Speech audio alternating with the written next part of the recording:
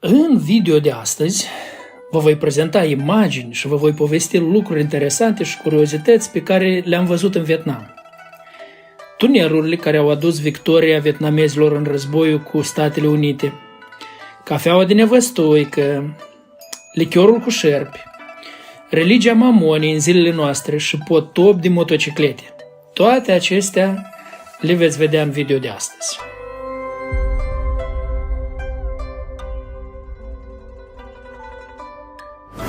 Populația Vietnamului este de aproape 100 de milioane de oameni și alcătuiește 1,25% din populația Pământului, clasându-se pe locul 15 printre țările lumii după numărul de locuitori, având o densitate de 317 locuitori pe kilometru pătrat. Comparați cu Moldova, care are 97 de oameni pe kilometru pătrat, și România, care are 84 de locuitori pe kilometru pătrat. Speranța de viață în Vietnam este de 75 de ani. Cafeaua. Vietnamul este unul din cei mai mari exportatori de cafea din lume. Cafea nu era în Vietnam. Coloniștii francezi au adus planta de cafea la mijlocul secolului al XIX-lea și au început să o cultive. Acum, Vietnamul se luptă cu Brazilia pentru primul loc în lume la cantitatea de cafea produsă. În Vietnam a fost inventată cafeaua solubilă. Dar în primii ani, pentru că țăranilor vietnamezi le era interzis să scoată boabe de cafea de la locul de muncă, fiind curioși ei să bea cafea, au găsit boabe în excrementele nevăstuicii de Vietnam. Le-au spălat și le-au consumat, descoperind că are un gust deosebit de bun. Aceasta se datorează faptului că nevăstuica mănâncă de pe arbust cele mai bune boabe și apoi, în intestinele ei, se întâmplă procese chimice care dau un gust special cafelei. Azi, fermierii țin pe plantații și aceste nevăstuici, care de la sfârșitul lui octombrie până în februarie, mănâncă de cam 2 sau 3 ori pe săptămână doar cele mai bune boabe de cafea. Oameni speciali au de mers distanțe mari în căutarea excrementelor ca să colecteze cele câteva boabe de cafea, care apoi vor fi vândute cu $3.500 americani în kilogram, iar în Londra, o ceașcă de cafea de aceasta poate costa până la 50 de lire sterline. Iată așa arată nevăstuica vestită care produce cafeaua și iată aici și materia primă. Wow!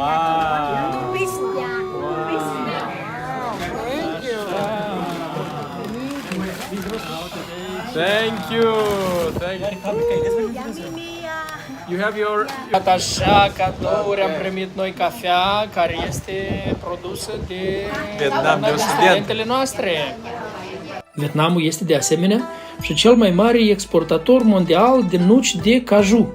Începând cu 2018, Vietnamul exportă peste 38% din caju din lume. Deci asta înseamnă 2/5 și este în valoare de aproape $3 miliarde.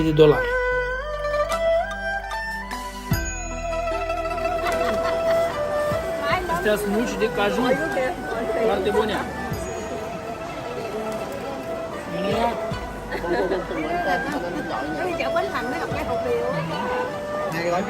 Vinul de șarpe este un alt lucru interesant în Vietnam.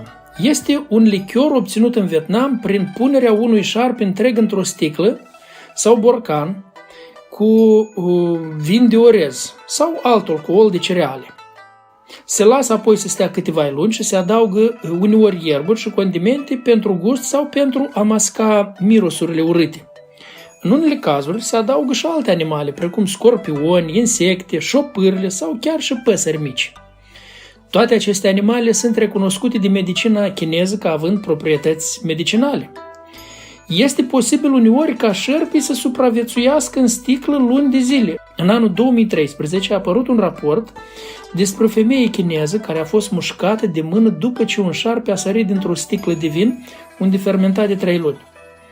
La aproximativ 7 km de capitala Hanoi se găsește satul Le Mat, unde există numai puțin de 100 de ferme de șerpi, printre care 2 sunt mari.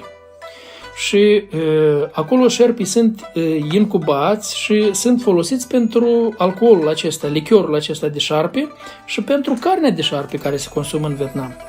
În fiecare zi, cam 1000 de călători vietnamezi și străini vin în satul acesta pentru a încerca delicatesele locale. Majoritatea acestor șerpi sunt cobre.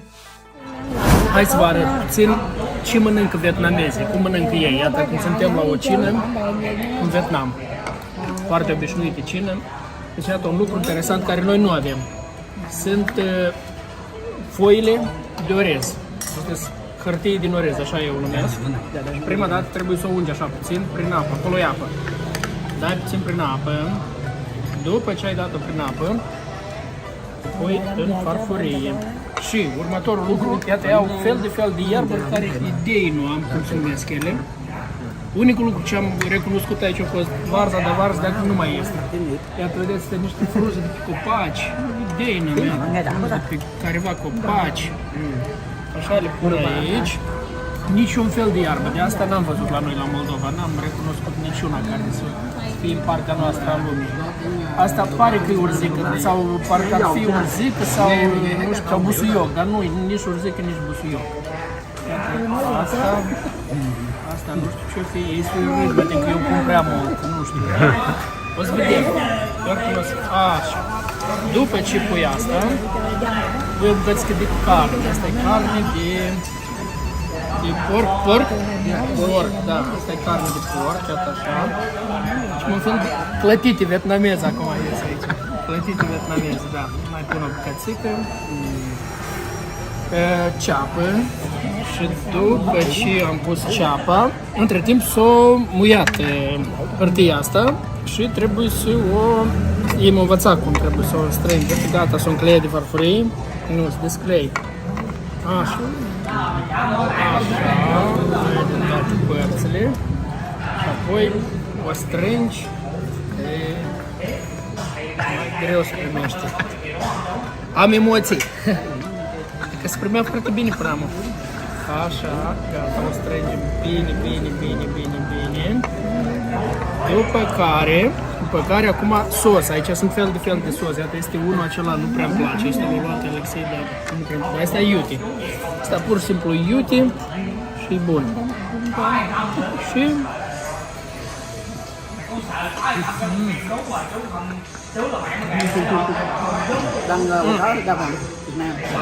Că sunt un fel de tăiței din orez. Aici de soia, sos de soia, orez cu carne, un fel de carne prăjită. Foarte mișto și uitează cum mănânc orezul cu bețișoarele astea, nu se primește la noi. Și mai avem și ceai. Asta e un ceai special vietnamez. Ăn bún với lại bò xào củ hành.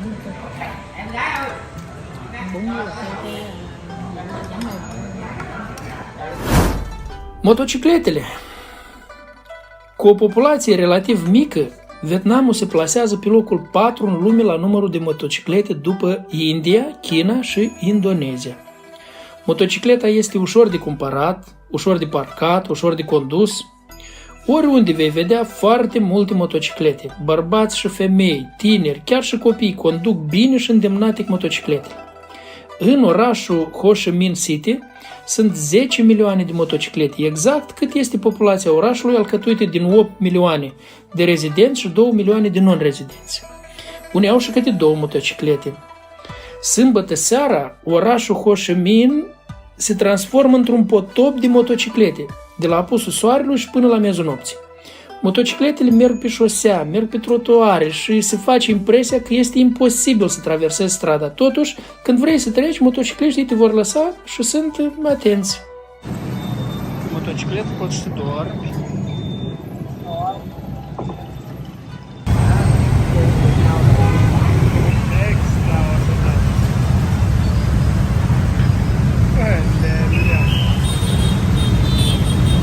S-a pornit lavina! Bă, leleu, ne dau jos de picioare! Wow!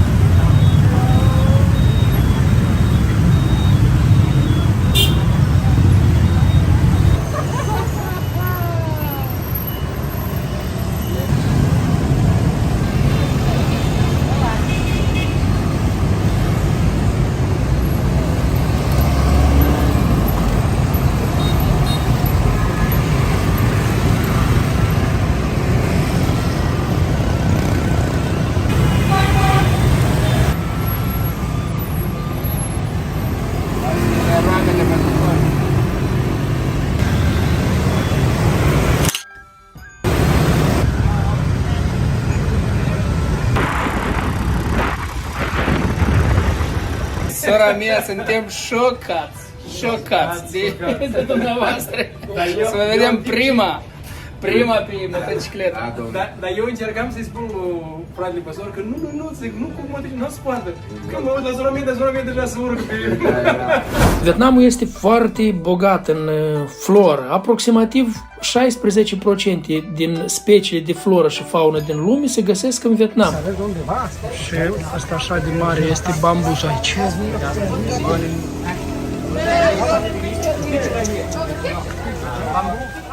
Ați mers la pescuit cu bățul acela de bambus. O să părăt mare, de bambus. Au văzut cât înălțime are bambusul. Deosebit de Bă, Leon, nu mai poate. Acum despre orașul Ho Chi Minh. Așa se numește cel mai mare oraș din Vietnam. Capitala este Hanoi, dar capitala ca și număr de locuitori este pe locul 2. Anterior, orașul Ho Chi Minh se numea Saigon, de fapt și până azi unii îl numesc așa. A fost numit Ho Chi Minh de către guvernarea comunistă în cinstea lui Ho Chi Minh, care pentru vietnamezi este un fel de Lenin.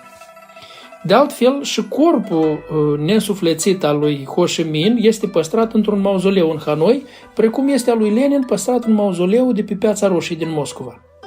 Ho Chi Minh s-a născut în anul 1890 într-o localitate din centrul Vietnamului. La naștere i s-a dat un alt nume, dar apoi și-a luat pseudonimul Ho Chi Minh, care înseamnă aducător de lumină. În tinerețe s-a angajat ca și bucătar pe un vas maritim francez și a călătorit în multe țări ale lumii. Avea o dorință mare ca țara lui să fie eliberată de sub dominația franceză. În timpul primului război mondial se afla în Franța și a luat legătură cu comuniștii francezi. A fost impresionat de marxism și de ideologia comunistă și mai ales de revoluția bolșevică a lui Lenin. La sfârșitul primului război mondial a venit în Vietnam și a condus lupte în urma cărora comunismul a fost instaurat în partea de nord a Vietnamului. În timpul reformei agrare din 1953 până în 1956, aici, în locul ăsta unde a fost instaurat comunismul, au fost omorâți 172.000 de proprietari de pământ, după ce au fost declarați chiaburi. Ca să-și scape viața, mulți copii și-au acuzat părinții fals în judecată și părinții lor au fost omorâți. Vietnamul de Sud a rămas liber și a fost foarte anticomunist. Statele Unite au sprijinit Sudul și apoi a urmat războiul din Vietnam, care a luat viețile la 5 milioane de vietnamezi și 58.000 de soldați americani. În cele din urmă, americanii au cedat. Odată cu venirea comuniștilor din Nord, peste 1 milion de ostași oficiali din Sud au fost trimiși în lagărele de reeducare, unde ziua erau supuși la munci silnice, iar seara erau îndoctrinați cu marxism. În jur de 500.000 de oameni au murit când încercau să scape cu bărcile pe mare. Președintele Ronald Reagan a dus mai târziu tratative cu guvernarea comunistă și a răscumpărat un număr mare de prizonieri cărora le-a fost oferit refugiu în SUA. Azi vietnamezii locuiesc în peste 100 de țări ale lumii. În fiecare an, companii din Finlanda aduc cu avionul lucrători din Vietnam ca să culeagă pămușoarele din păduri. Vedeți mai multe lucruri interesante despre Finlanda în filmul care îl găsiți aici pe canal. În Vietnam, oamenii se referă la Ho Chi Minh numindu-l unchiul Ho. Poza lui este pe fiecare bancnotă. Banii se numesc dong și $1 american face cât 24.000 de dong. Când vietnamezii nu pot rezolva o problemă altfel decât cu bani sau cu mită, atunci ei spun la figurat că vor apela la ajutorul unchiului Ho, a cărui imagine este pe bani. Rețeaua de tuneluri Cu Chi este situată la aproximativ 60 de kilometri la nord-est de orașul Ho Chi Minh. Acesta este un labirint extins de tuneluri subterane care se întind până la graniță cu Cambodgia. A fost construit în 25 de ani, din 1948, în timpul războiilor împotriva francezilor. Tunelurile acestea au servit ca mijloc de comunicare între sate și i-au ajutat pe vietnamezi să se ascundă de cercetașii soldaților francezi. Rețeaua aceasta de tuneluri a fost extinsă apoi de soldații Viet Cong. Cine sunt Viet Cong? Sunt comuniștii din Sud, partizanii comuniști din Sud. și rețeaua aceasta a fost extinsă pe o suprafață de 250 de kilometri în timpul războiului din Vietnam. Prin urmare, a devenit rețeaua aceasta una din părțile importante ale strategiei trupelor de luptă Vietcong și, de asemenea, a devenit casă pentru mii de soldați. Pentru că americanii aruncau multe bombe, tunelurile acestea erau cea mai sigură cale de a se ascunde de atacuri. În ianuarie 1966, aproximativ 8.000 de trupe americane și australiene au încercat să distrugă tunelurile Cu Chi. După ce avioanele au aruncat o cantitate mare de bombe în regiunea junglei, trupele au căutat inamicul, dar au fost în mare parte fără succes, deoarece majoritatea forțelor comuniste dispăruseră în rețeaua de tuneluri subterane. Un an mai târziu, aproximativ 30.000 de militari americani au atacat regiunea de lângă graniță cu Cambodgia după ce au auzit informații despre rețea de tuneluri inamice acolo.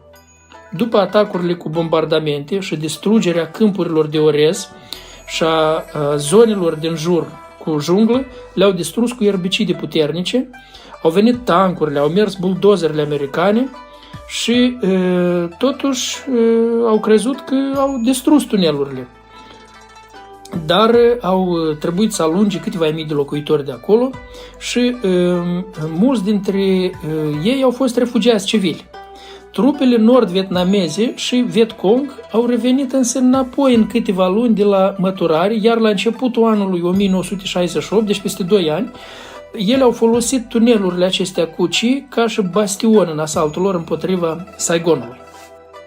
Din lipsă de armament, soldații vietnamezi foloseau orice ca și armă și au pus multe curse extrem de periculoase care se găseau în junglă, în case. Unii soldați puteau să cadă în gropi în care erau străpunși cu țepușe de bambus. Alții se trezeau sub un coș din care cădeau scorpioni sau șerpi venenoși peste ei. The more hurt you get, and it's rolling, so that means it's falling from leg until head on side. Means spin in both sides. So if you shock, it hit to your face, and if you toe, it hit to your chest. Look, see that? And the other side, the same. Yes. Door trap. Everybody, sir, be careful. The front door right here. Okay. This trap would hang on the ceiling, connect with the front door. So, soldier, 2 hand holding gun. How can they open the door? Exactly, they kick the door, and after they kick the door, the trap falling down. See that? And if you do nothing, 2 parts of this trap come to your body. But if you do something with the gun, you hold on your hand, right? And you just stop, sorry, upper part only. And when you stop upper part, the separate one, lower one, is swing up. Gone. But during the war, we put it under a deep hole for 3 or 2 meter deep. So when you fold your leg in, Nó xuống lần sau nó lên trần. Đó, So, giống như look. cá vậy đó. this same high with your angle right here. If you try to take this out, you get more hurts around. So when you hit this one, only one choice. You bring the whole thing home like this. After that, you cut your leg from here. And you can keep that whole thing as a souvenir. Nobody like this souvenir. Armata americană a pregătit un grup special de soldați numiți șobolani de tunel, care aveau misiunea să pătrundă în tuneluri ca să identifice capcanele și să caute căi pentru distrugerea lor. Pentru acesta erau aleși cei mai scunzi soldați din armata americană. Ei trebuiau să împiedice acțiunile soldaților vietnamezi, dar nu prea au avut succes. Suntem în o tabără unde erau tunelurile la Vietcong, armata asta vietnameză în războiul din Vietnam. Și iată aici este ceea ce mâncau ei. Mâncau rădăcină la un copac cu, nu știu ce Nați. cu Nuci spermate. și ceaiul lor. Asta era toată mâncarea lor. Da.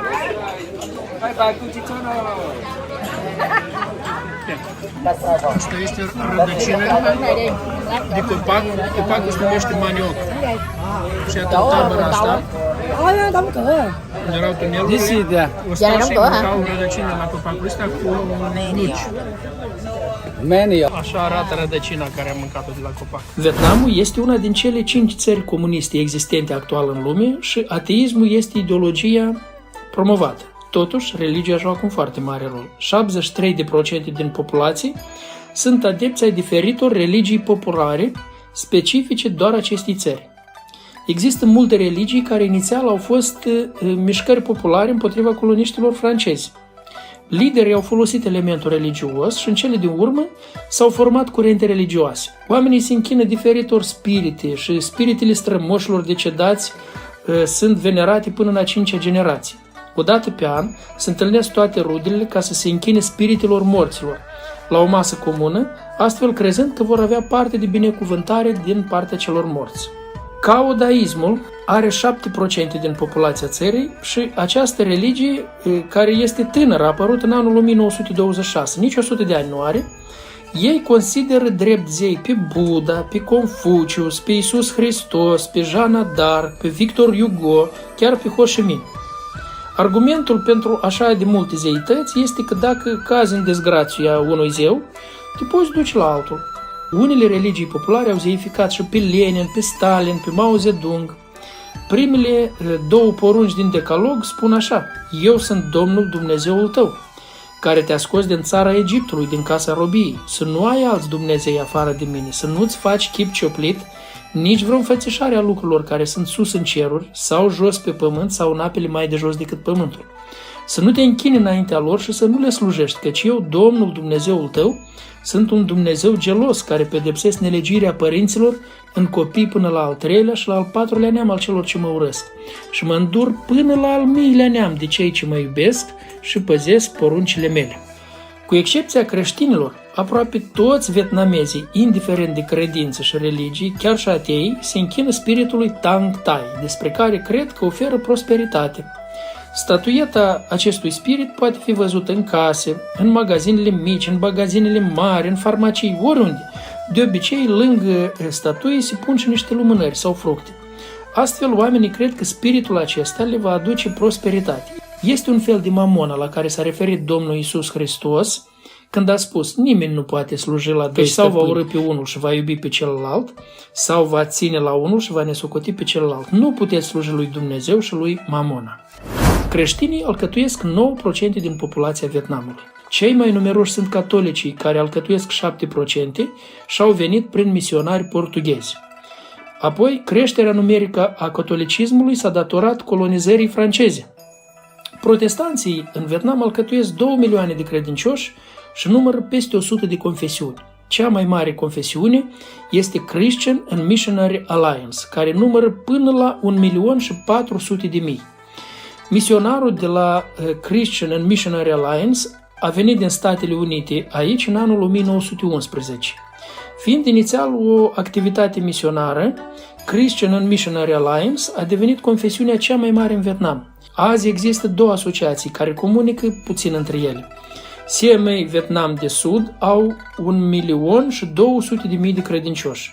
Cei din Nord au între 150 și 200.000 de credincioși. Cel mai mare succes în evangelizare, protestanții îl au la cele 54 de grupuri etnice din țară și diferite triburi. Astfel, la 400.000 de locuitori ai tribului ED, 50%, adică fiecare al doilea, este creștin. Baptiștii numără aproximativ 100.000 de credincioși în Vietnam și sunt împărțiți în 14 uniuni și asociații. Vietnam Baptist Convention numără 20.000 de credincioși care studiază Biblia folosind materialele și metoda inductivă. Ne-am bucurat să avem o graduare pentru studenții care au absolvit Institutul Precept aici în Vietnam. Bisericile de casă sunt foarte răspândite în Vietnam. Pastorul Henry conduce o asociație de 300 de biserici care au în medie câte 100 de membri. dar cele mai mari au și câte 400 și câte 500 de membri și se găsesc în regiunea Hmong. În Vietnam există multe biserici de casă. Iată aici intrarea la o biserică de casă, inscripția. Aici este pastorul Henry, un om deosebit. Oamenii vin cu motocicleta. Welcome everybody. Welcome precept, urban precept to the church. So how big is your church, Pastor Henry? Huh? How big is your church? Oh, this is small church. More churches. Yes, it's in one place. small church, but It's a small in church. Vietnam, in Vietnam we have more than 300 churches like this. You mean call your the association? house Only churches, your yeah. association? Yeah. Your association, Yeah, you yeah. have 300 of house churches like this. Yeah. And About one church in the among Vietnamese about 50 member to 100 member, but in Mauritania, Hmong people we have 300, 400 member. so one church. the smallest is, I mean from fifth, among 100? Hmong they have a big church, a big building and So- a lot of the member to come. What is on an Sunday. average number of a church? Average number. I think average church in Vietnam about 100 member. About this church, house church, about 100 members. 100 member. But you know, in Vietnam, if we have 100 member, just only 30, 40 people get there on Sunday. And that means about 1/3 will come on Sunday. I see. Come on Sunday. So worship. Acesta este pastorul Henry și iată oamenii vin cu motocicletele așa la biserică. Numai decât aici se descalță toți la intrare. Aici se pregătește masa. Uitați-vă aici, oamenii dorm, o cameră este ca să doarmă. Și de tot ce au. Biblioteca aici. Motocicleta toți, stă înăuntru. Și ne ridicăm pe scări la 2-lea etaj. Acolo acum merge sesiunea. Dar ca să înțelegeți, asta e tot și au oamenii aceștia.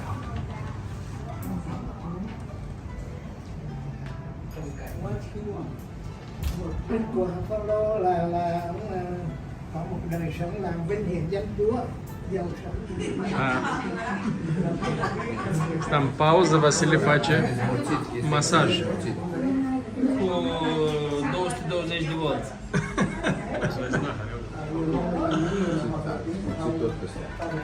Sportul este practicat pe larg de vietnamezi. Dimineața de vreme, oamenii ies în parcuri și practică diverse sporturi sau fac gimnastică. Iar unii practică dansurile ca și sport. Poți vedea cele mai interesante metode de gimnastică, cum ar fi cu evantai.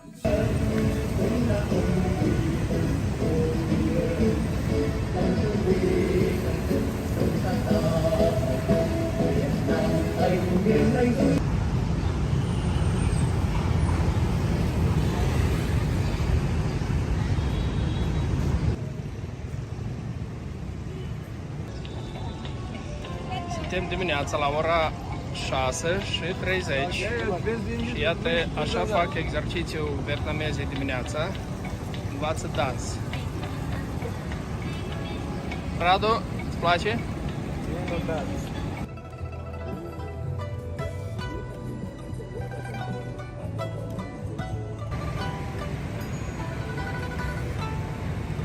Artele marțiale sunt populare și cea mai populară este Taekwondo. Trin, care este studentă la Institutul Biblic Precept, practică de 40 de ani, de la vârsta de 6 ani. Și la clubul ei se antrenează 120 de ucenici, dintre care 8 sunt copii adoptați de ea. La sala unde duce antrenamente, locuiește cu copiii adoptați și tot acolo a instalat și un atelier de producere a echipamentului și a uniformelor de taekwondo. Și tot acolo găzduiește biserica de casă pe care a plantat-o și o conduce. Ne-am bucurat să vizităm școala ei, să încurajăm sportivi și să ne rugăm pentru ei.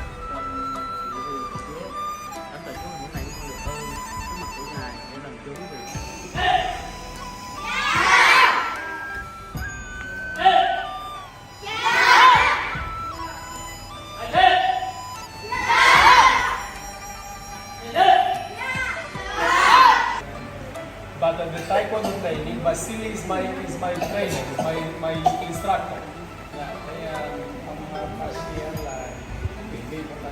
So in his club we started to study the Bible.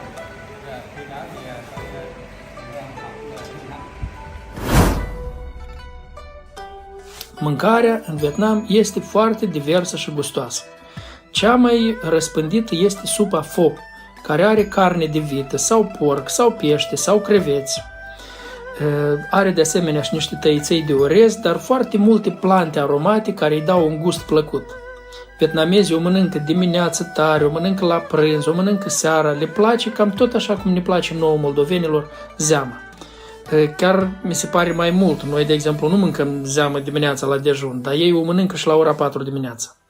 Mâncarea lor nu e prea condimentată, spre deosebire de cei din India, dar totdeauna pe masă este piper iute și alte condimente care pot fi luate după gust. Vreau să vă arăt varietatea de fructe care este în Vietnam. Iată, asta se numește doriani. Așa arată înăuntru.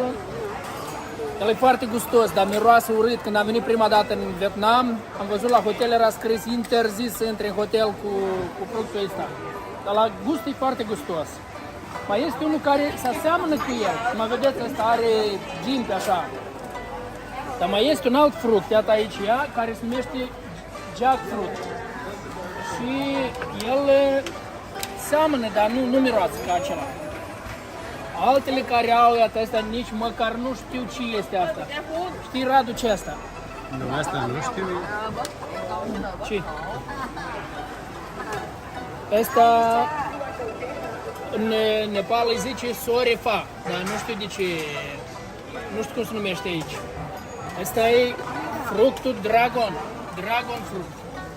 Apoi măr din lapte, iată acela e măr din lapte. Idei n-am ce este fructul de alături, mangostini așa de mari, bucuri. Idei n-avem, deci foarte multe fructe care nici măcar nu le știm cum se numesc fructele astea.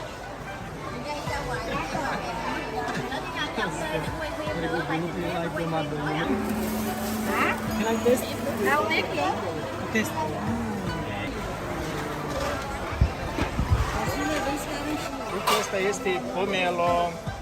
Mango sunt foarte diferite, vedeți aici un fel de mango, apoi alt fel de mango. Astea sunt mangostine, gustoase mangostine, se numește lici și iată așa, ia coaja asta și deosebit de gustos fructul ăsta. Celălalt tot posibil un fel de lici, dar este diferit la gust. Au și struguri, bineînțeles, muscacei din Moldova, pe departe, muscacei din Moldova.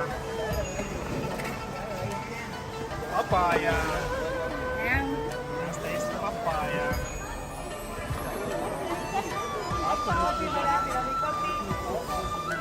Vietnamezii mănâncă cu bețeșoare și sunt foarte îndemnatici, până acolo că pot mânca câte un bob de orez așa. Oamenii sunt de statură mică și sunt slabi. În toată călătoria aceasta am văzut numai un singur om obez. Altfel, ei toți arată foarte bine. Nu știu, lucrul acesta se datorează posibil mâncărilor, posibil faptul că ei sunt foarte muncitori. Mai au un obicei foarte interesant vietnamezii. Când vine amiaza, ei dorm. După ce mănâncă, dorm o oră și apoi lucrează. Se scoală dimineața tare, apoi la prânz dorm o oră și apoi continuă. Așa în Vietnam se vând pe stradă mielci care oamenii îi cumpără și apoi îi mănâncă. Radu Glendarencu. Ce e asta, Radu? Proastă sistoasă. Meu, audio. La încheiere, vreau să vă invit să vă rugați pentru lucrarea Precept în Vietnam, pentru toată lucrarea Evangheliei în Vietnam. Rugați-vă pentru studenții care au absolvit sau care învață la Institutul Biblic și mai ales pentru cei din tribul Hmong ca să poată propovădui Evanghelia și oamenii din tribul lor să creadă în Domnul Iisus. De asemenea, rugați-vă și pentru începerea unui nou grup la institut. Pastorul Henry dorește foarte mult ca toți oamenii să învețe bine a spune Evanghelia și să fie o trezire spirituală în țara aceasta, să ne rugăm toți pentru protecția creștinilor, pentru situațiile dificile prin care au de trecut unii și ca să rămână tari în credință și să fie curajoși în propovăduirea Evangheliei. Abonați-vă la site-ul acesta ca să puteți privi și filmul pe care îl voi face din Cambodgia, unde ne îndreptăm în curând.